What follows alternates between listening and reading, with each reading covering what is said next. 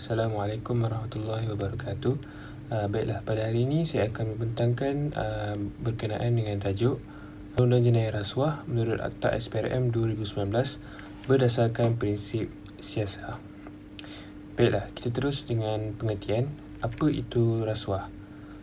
Rasuah merupakan menerima atau memberi apa-apa suapan sebagai dorongan, upah atau galakan kepada seseorang untuk melakukan sesuatu perbuatan atau untuk tidak melakukan sesuatu perbuatan yang ada hubungan dengan prinsipalnya. Manakala suapan pula menurut Seksyen 2 Akta Pencegahan Rasuah 1997 ialah wang, derma, pinjaman, hadiah, cagaran, berharga, harta atau kepentingan mengenai harta, iaitu apa-apa jenis harta sama ada alih atau tidak alih atau apa-apa manfaat seumpamanya. Selanjutnya kita pergi kepada matlamat utama akta ini ditubuhkan, menggalakkan integriti dan tanggungjawab sektor awam dan swasta dengan menubuhkan badan pencegahan rasuah yang bebas dan bertanggungjawab. Di samping itu, matlamat utama adalah bagi mendidik pihak berkuasa awam, pegawai awam dan orang awam tentang rasuah dan kesan buruknya terhadap pentadbiran sektor awam, swasta dan juga komuniti. Seterusnya kita pergi kepada sejarah undang-undang. Masalah rasuah ni wujud sejak pentadbiran kolonial lagi. Kajian tentang rasuah yang pertama dijalankan pada 1 April 1940 oleh seorang ahli majlis pemerintahan kolonial Kerajaan Persekutuan. Pada tahun 1950, Kerajaan kolonial membentuk sebuah suruhanjaya yang diketuai oleh Hakim Taylor untuk menyiasat sejauh mana rasuah diamalkan oleh kaki tangan awam. Laporan Suruhanjaya Taylor dibentangkan pada tahun 1955, antaranya menyatakan bahawa rasuah memang wujud dalam jabatan yang terdedah kepada peluang untuk melakukan rasuah. Malangnya, kerajaan kolonial mengenepikan laporan tersebut kerana ketidakpastian kepada isu rasuah ketika itu. Jadi selepas negara merdeka pada tahun 1957, kerajaan mula memberi tumpuan kepada masalah rasuah. Pada Januari 1958, kerajaan menjemput pegawai tinggi polis daripada pasukan polis Pakistan bernama Shah Nazir Alam bagi membuat kajian masalah rasuah di negara ini. Kajian selama 3 bulan untuk menghasilkan laporan bertarikh 26 April 1958 yang telah dikemukakan kepada kerajaan. Antara cadangannya adalah untuk menubuhkan sebuah agensi khusus bagi membuat siasatan kes rasuah di peringkat persekutuan negeri dan daerah. Hasil kajian Shah Nazir Alam dikaji secara mendalam oleh Jawatankuasa Bertindak yang turut mencadangkan agar ditubuhkan pasukan polis yang akan membuat siasatan terhadap aduan rasuah tersebut. Cadangan itu akhirnya dipersetujui oleh kerajaan. Dari situlah bermulanya penubuhan agensi pencegahan rasuah di Malaysia. Kita akan pergi kepada perkembangan undang-undang. Usaha pencegahan rasuah secara formal bermula pada tahun 1959 melalui sebuah unit kecil yang diletakkan di bawah Jabatan Perdana Menteri untuk menjalankan aktiviti pencegahan rasuah. Jadi pada masa yang sama, siasatan kes rasuah dijalankan oleh Criminal Investigation Department Special Crime yang diletakkan di bawah pasukan polis Diraja Malaysia. Manakala pendakwaan kes rasuah dikendalikan oleh bahagian pendakwaan di Ministry of Justice, memandangkan usaha-usaha pembenterasan rasuah ini dilaksanakan secara berasingan oleh agensi yang berlainan. Kerajaan telah menggabungkan di bawah satu bumbung dengan penubuhan Badan Pencegah Rasuah, iaitu BPR pada 1 Oktober 1967. Akta Biro Siasatan Negara diperkenalkan oleh Yang di-Pertuan Agong dengan BPR ditukar namanya kepada Biro Siasatan Negara BSN. Jadi tujuan adalah untuk memberi lebih kuasa kepada BSN yang bukan sahaja terlibat menyiasat kes rasuah, bahkan kes-kes yang berkaitan dengan kepentingan negara. Pada 13 Mei 1982, nama agensi ini ditukar kembali kepada nama asal iaitu Badan Pencegah Rasuah BPR apabila Akta Badan Pencegah Rasuah 1982 diluluskan oleh Parlimen.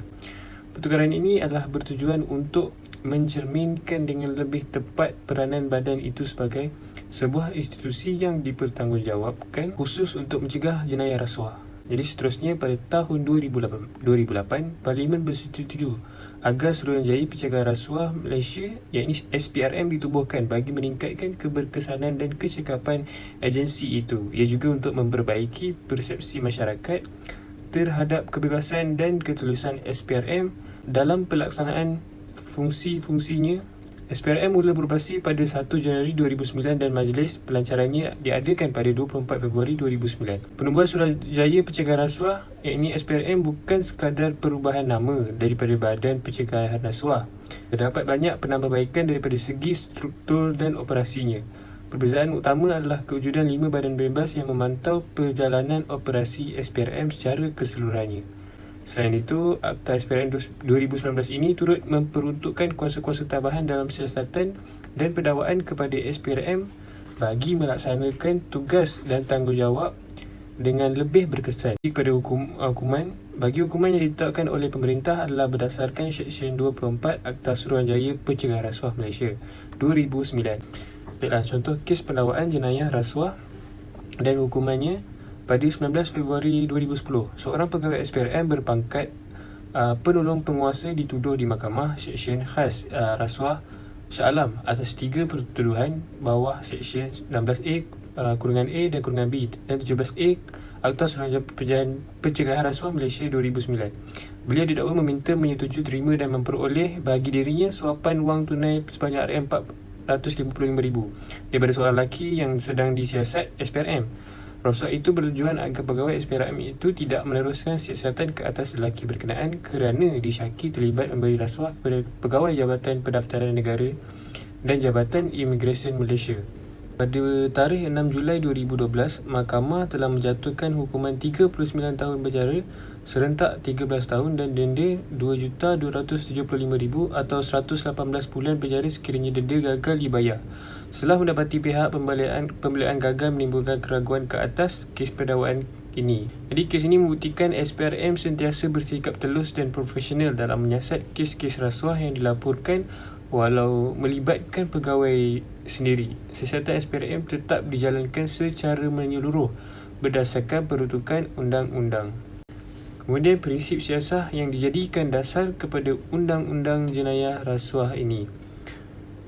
Prinsip maqasid syariah dapat dijadikan dasar kepada undang-undang tersebut. Hal ini demikian kerana prinsip maqasid syariah merupakan kunci utama bagi membantu melancarkan tadbir urus sesebuah kerajaan melalui peranan pembentukan individu bagi menjamin sebuah negara yang sempurna. Kesejahteraan hidup individu dan masyarakat akan terjamin sekiranya 3 masalah penting dalam maqasid syariah, iaitu maslahah daruriyah, keperluan asas, hajiyah, keperluan tambahan, dan tahsiniyah. Ini pelengkap, dipenuhi dengan cara yang seimbang. Hal yang demikian selaras dengan tujuan akta ini ditubuhkan, yang mana salah satu komponen penting dalam maqasid syariah adalah hifzu al-nafs, iaitu pemeliharaan nyawa, di mana komponen ini berkait rapat dengan pemeliharaan maruah, persaudaraan, kesaksamaan sosial, keadilan, peningkatan rohani dan moral. Maqasid hifzul mal, pemeliharaan harta, juga merupakan satu aspek penting dalam pencegahan rasuah. Pendekatan hifzul mal juga boleh diterapkan dengan cara pemerintah atau pihak bertanggungjawab mengemaskinikan semula sistem urus tadbir dari segi ketulusan dan accountability dalam pentadbiran. Jadi kesimpulannya, rasuah ni merupakan satu perbuatan yang dilarang di sisi undang-undang dan agama Islam. Jadi pendekatan menangani rasuah yang digubal oleh sistem pemerintahan ini, sistem pemerintahan Malaysia pada masa kini, wajar dilakukan. Hal ini demikian berdasarkan maqasid syariah dalam konteks seperti mana kita bincang tadi. Hifzul an-nafs boleh dilaksanakan dengan menerapkan konsep khairun nas, memastikan hasil pekerjaan daripada sumber halal dan mengamalkan etika kerja yang baik, yang mana selaras dengan tujuan Akta SPRM 2019 ini ditubuhkan. Inilah rujukan yang saya rujuk. Itu sahaja daripada saya. Sekian, terima kasih.